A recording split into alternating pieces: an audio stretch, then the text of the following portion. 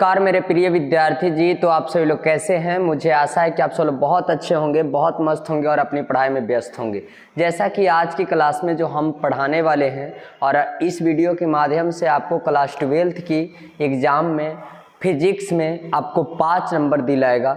इसको बहुत बेस्ट तरीक़ा से बहुत सीरियसली समझना है जो मैं बता रहा हूँ, है ना। यह व्यंजक बार बार बोर्ड एग्ज़ाम में पूछा जाता है ना। तो आपको व्यंजक का एक प्ले लिस्ट भी बना है, वहाँ से आप देख सकते हैं सभी जितना भी बोर्ड एग्ज़ाम में पूछा गया व्यंजक सबका एक प्ले लिस्ट बना है, उसमें आप देख सकते हैं। चलिए तो मैं स्टार्ट करता हूँ आज की क्लास को कि हम लोग यहाँ पे जो पढ़ने वाले हैं क्या प्रत्यावर्ती यानी चैप्टर नंबर 7 का प्रत्यावर्ती धारा का वर्ग माध्य मूल्य मान का व्यंजक, यानी प्रत्यावर्ती धारा के वर्ग माध्य मूल्य मान का व्यंजक प्राप्त करना है।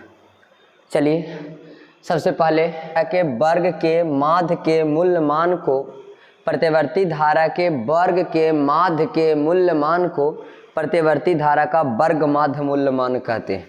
फिर से एक बार सुनो, प्रत्यावर्ती धारा के वर्ग के माध्य के मूल्य मान को प्रत्यावर्ती धारा का वर्ग माध्य मूल्य मान कहते हैं।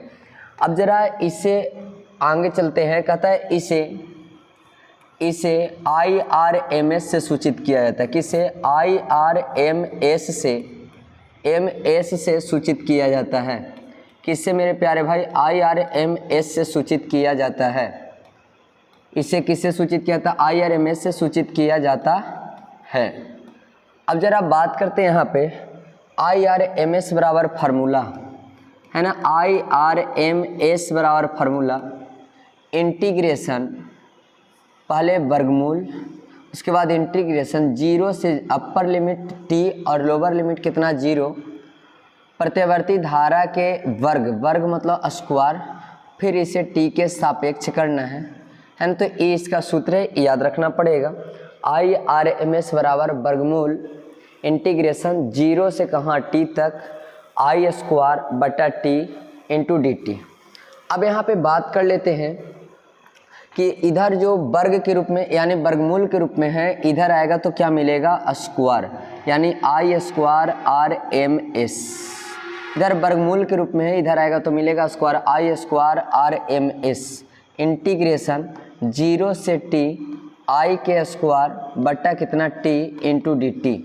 और यहाँ से मैं क्या करूँ, t को मैं बाहर अगर निकाल लूँ तो I स्क्वायर RMS और यहाँ से 1/t बाहर आ गया, इंटीग्रेशन 0 से कहाँ t I square into dt। आप लोगों को पता होगा एक बात, यहाँ पे देखो कि I यानी धारा बराबर हम लोग सीखे हैं I nought into sine omega t, है ना। ओमेगा क्या है? कोणीय वेग है। तो यहाँ पे I बराबर हम लोग सीख चुके हैं I nought into sine omega t। क्या सीख चुके हैं? I nought into sine omega t। अब जरा बात करते हैं यहाँ के बाद अगले पेज पर चलते हैं। तो हम लोगों ने अभी देखा यहाँ पे कि IRMS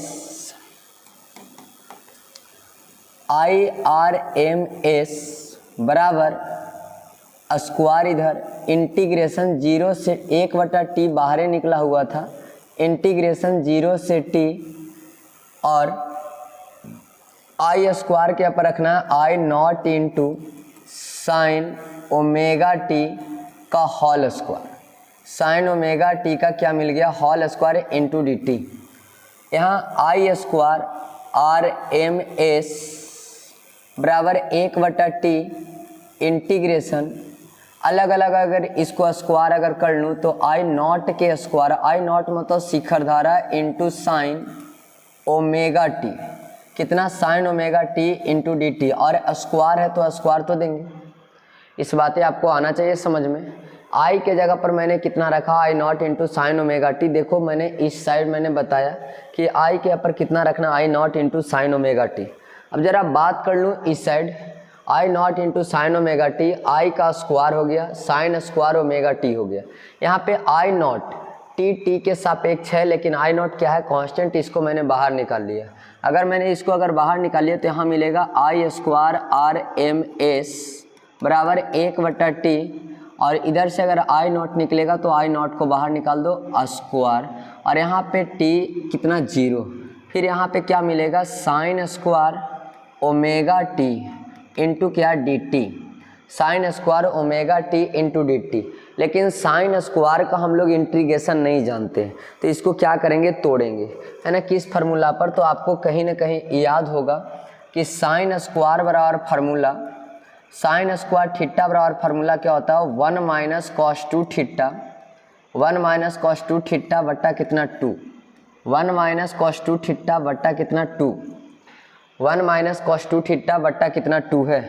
अब जरा यही फॉर्म को आगे लिख देता हूँ, आई स्क्वायर आर एम एस बराबर आई नॉट के स्क्वायर बट्टा कितना टी, इंटीग्रेशन 0 से टी, आई स्क्वायर साइन स्क्वायर के ऊपर 1 माइनस कॉस 2 और थीटा के ऊपर कितना रखना है, 2 ओमेगा, ओमेगा टी और बट्टा कितना 2 इंटू कितना डी टी हो गया।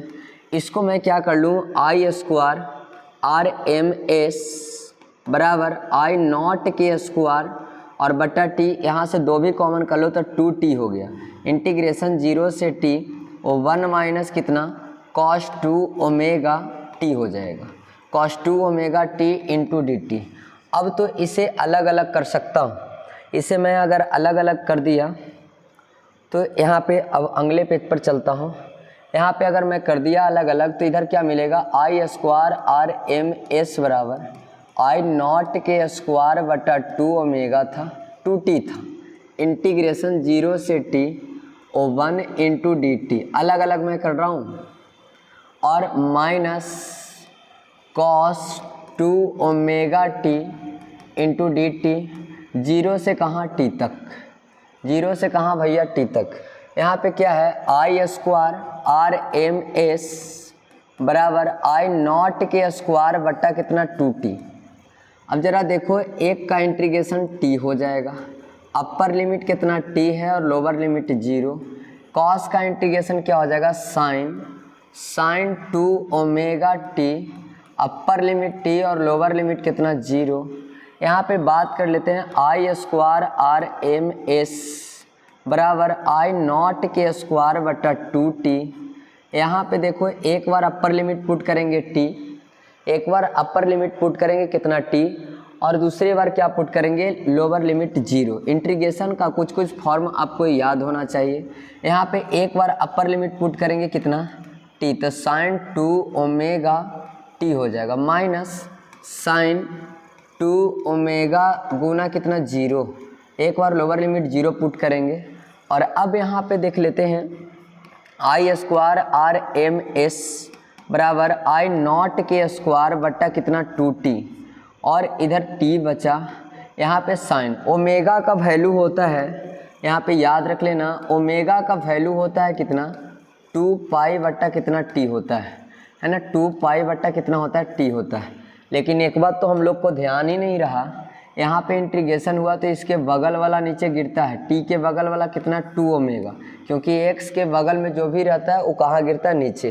तो यहाँ पे 2 ओमेगा को मैंने बाहर यहाँ पे कर लिया, यहाँ पे 1/2 ओमेगा को मैंने बाहर कर लिया, इंटीग्रेशन। अब जरा देखो, 1/2 ओमेगा का 2 ओमेगा मैंने रहने दिया, साइन ओमेगा के जगह पर कितना पुट कर दिया, 2 पाई बट्टा कितना t गुना कितना t माइनस साइन 0, साइन 0 का मान कितना होता है 0, t से t खत्म हो जाएगा, t से t खत्म हो जाएगा। यहाँ पे क्या बचा, आई स्क्वायर आर एम एस बराबर आई नॉट के स्क्वायर बटा नीचे 2t, इंटीग्रेशन t, यहाँ पे 1/2 ओमेगा और यहाँ पे 2 दूनी कितना 4, साइन 4 पाई, और इधर तो पूरा 0 हो गया। साइन सम पाई रहे या विषम पाई रहे, साइन सम पाई रहे या विषम पाई, उसका मान कितना होता है 0। तो साइन 4 पाई का मान 0 हो जाएगा, यहाँ से पूरा 0 हो जाएगा, यानी आई स्क्वायर आर एम एस बराबर यहाँ पे पूरा क्या निकल जाएगा, आई नॉट के स्क्वायर बट्टा कितना 2t, और यहाँ से खाली t बचेगा तो पूरा 0 हो जाएगा। t से t क्या हो जाएगा, ख़त्म। साइन 4 पाई का मान 0 होता है, 0 से पूरा में गुना करोगे सब हो जाएगा 0। यहाँ पे मेरे पास बचा क्या, मेरे पास यहाँ पे बचा है क्या बचा, आई नॉट बटा 2, यानी यहाँ पे आई स्क्वायर आर एम एस बराबर क्या बचा, आई नॉट बटा अब यहाँ से स्क्वायर इधर चल जाएगा, क्या मिलेगा, इधर चल जाएगा तो रूट मिलेगा आई नॉट के स्क्वायर बट्टा कितना 2। आई नॉट को रूट से बाहर निकलेगा कितना आ जाएगा आई नॉट बट्टा कितना √2। इसका मान होता है 0.707 आयोटा, आई नॉट, आयोटा नहीं आई नॉट, 0.707 आई नॉट होता है, ये होता है इसका मान। एक बार फिर से देख लो, है ना, एक बार फिर से देख लो, अगर कहीं पे अगर दिक्कत है शॉर्ट स्क्रीन लेना है शॉर्ट स्क्रीन ले सकते हो। इसका डिफिनेशन देना है, यहाँ से आपको शुरू करना है व्यंजक को, ये आपको फार्मूला याद रखना पड़ेगा, है ना। और ये भी आई नॉट बराबर I naught into sine omega T. फिर उसके बाद यहाँ पे कैलकुलेशन करना, आई स्क्वायर के यहाँ पर रखना I naught into sine omega T, है ना। फिर साइन स्क्वायर आ जाता है, साइन स्क्वायर का formula 1 minus cos 2 omega cos 2 theta बट्टा कितना 2। यही बात को यहाँ पे मैंने रखा, यहाँ पे 1 माइनस cos 2 थीटा के पर 2 ओमेगा टी है तो ओमेगा टी मैंने रख दिया। फिर यहाँ के बाद 2 को मैंने बाहर कर लिया। फिर यहाँ पे देखो कैलकुलेशन सबको दोनों को अलग अलग कर लिया, साइन 2 ओमेगा टी का इंटीग्रेशन हुआ, इसके बगल में जो भी था नीचे लाया, फिर एक बार अपर लिमिट एक बार क्या पुट किया लोअर लिमिट। इसके बाद सब यहाँ पे क्या हो गया, ये सब भागे क्या हो गया 0 होने के बाद यहाँ खाली टी बचता है, टी से टी खत्म हो जाता है। इधर स्क्वायर था इधर चल गया रूट बन गया, आई नॉट का स्क्वायर था तो आई बचेगा क्योंकि स्क्वायर से रूट खत्म, बाकी 2 का तो वर्गमूल नहीं होता तो √2। अब यहाँ पे देखो आई नॉट बट्टा √2 को हम क्या लिख सकते हैं 0.707 आई नॉट, है ना। और इस कभी कभी ऐसे भी पूछता है कि प्रत्यावर्ती धारा और शिखर धारा में संबंध, ऐसे ही बताना है प्रत्यावर्ती धारा और शिखर धारा में संबंध। चलिए तो ठीक है, फिर मिलता हूँ नेक्स्ट क्लास में। आप सभी को भी यह क्लास कैसा लगा और इसमें आप मुझे ज़रूर बताइएगा नीचे कमेंट करके, है ना। और किस टॉपिक कौन सा व्यंजक आपको हार्ड लगता है उसको बताइएगा, मैं सॉल्व करके बताऊँगा। थैंक यू, फिर मिलता हूँ नेक्स्ट क्लास में।